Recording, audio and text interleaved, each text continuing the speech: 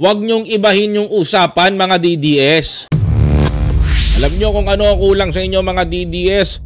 Continuity. Kaya naman natin sugpuin ng war on drugs nang hindi tayo gumagamit ng kamay na bakal. Mga kababayan ko. Dahil sabi niya, si Chua ganito yan, may pinatayong building yan doon sa tabi ng kalye.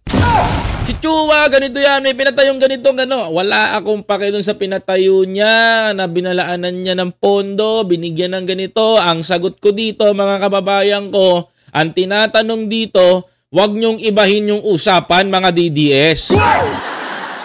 Focus! Alam nyo, yan ang kulang sa inyo eh. Sa totoo lang. Yan ang kulang sa inyo. Alam nyo kung ano ang kulang sa inyo, mga DDS? Continuity.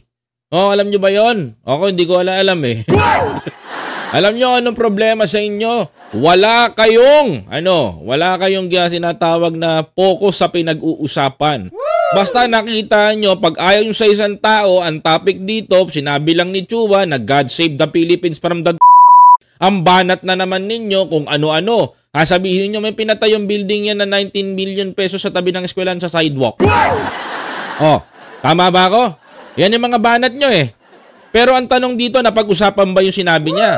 Na-debunk nyo ba yung sinabi niya? Focus doon sa dinidebunk. So ngayon, bakit ako nagsalita? Hindi ko naman kilala si Joel Chua.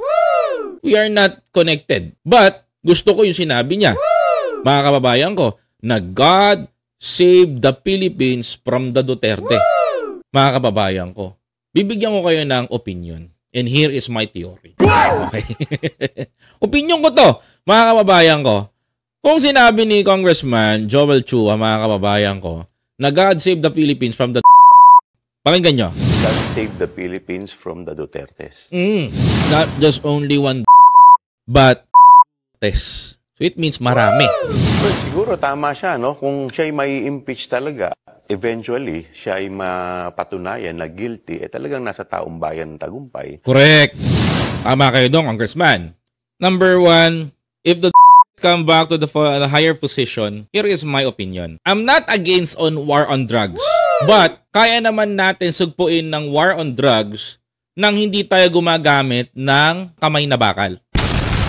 We don't need an iron fist again.